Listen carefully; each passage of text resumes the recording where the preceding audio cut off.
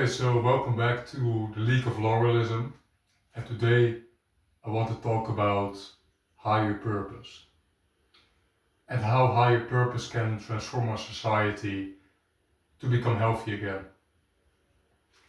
First of all, I would like to take you into the concept of evolution. Morality is important, but what's even more important is to look at the laws of nature. The strongest of a species survives and reproduces. Now, when you abort this natural law, when you go into sort of mania and start to ignore what is present in front of you, um, you get a society of people who become decadent. When you look at the Roman Empire, it became corrupt. People started looking for their own benefit instead of the collective, and the group as a species, as a race, started to suffer. Now we see this in modern society as well. People live for their own pleasure, decadence is the rule of the day, and people become short-sighted.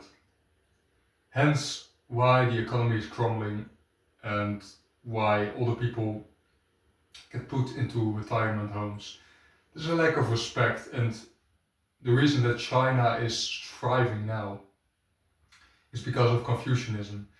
It's a filial respect, a role for the elder in the family, and a type of meekness for the elders, from children, of course.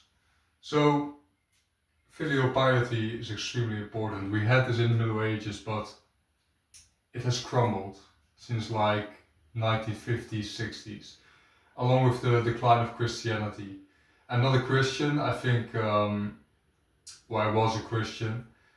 I think that Christianity goes against the laws of nature. When you promote meekness in society and look only at morality, what you tend to get is that we promote and enforce weakness. And that's one of the reasons why societal collapse became increasingly prominent after the Roman Empire adopted Christianity from Judea.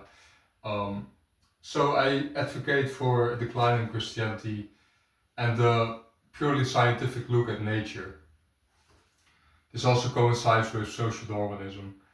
Let people who have a very high IQ and function well in society reproduce more, give them benefits, okay? It's all for the long term. When you want a stable society, implement regulations. So, what we see in the West is a type of pathological altruism. This may be politically incorrect, but white people tend to have more empathy. It's in their genes. This can be explained by the rise of Christianity, the norms of the church.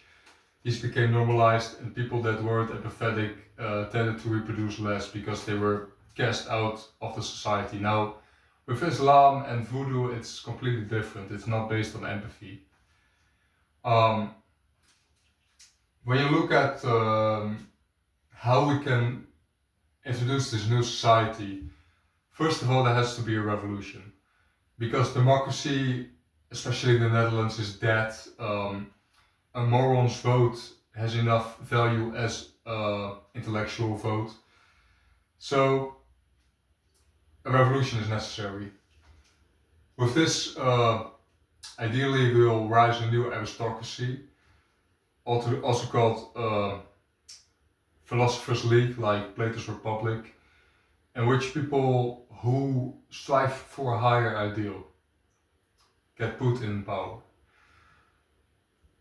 What happens is, when you look at nature, you can ignore it, like most people do on ideological basis, and get strangled by those laws without you noticing, or you can embrace them. You can see this with architecture, with art in general. In the 1700s, when moral upbringing was still relatively stable, people tended to have a more idealized picture of what was beautiful.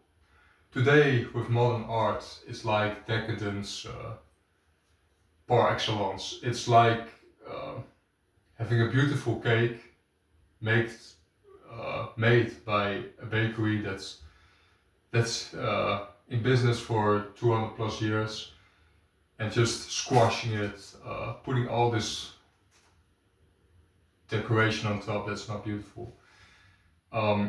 Society is in decline, especially in the West, and I want to prevent that from happening further. I know it's probably not going to work, but I have a metaphysical mission, sort of responsibility to my own conscience to try to prevent it. Otherwise, I could not live with myself. I want to stress the importance of war. With the introduction of the atomic bomb, you have this forced neutrality, which causes civilizations to not want to improve themselves anymore. When there's not an imminent threat, society tends to decline. It's also the adagium, hard times produce strong men create good times create weak men. That's why war is important. It's like natural selection. Now, we do have guns, so that law is not valid anymore either. But we can resurrect nature, and I strive to do so. We want to have a stable society. For that, we shouldn't want to equalize everything.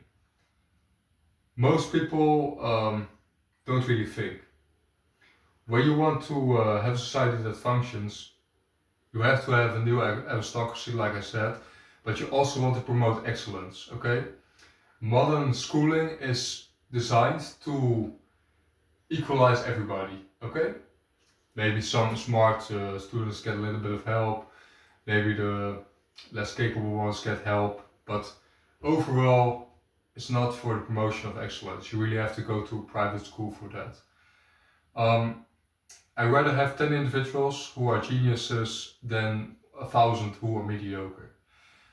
When you look at society, I propose that we strive for that, okay? Focus on the individuals who truly can put our society on par with China. So that was my dialogue. I really strive for the immaterial. I have an aversion to material striving, at least. I strive for beauty, but there are differences in what type of material you strive for. I don't live for the moment, I live for the decades, for the eras, okay? And I strive for natural living, which has to do with biological food, moving, having a physical occupation. And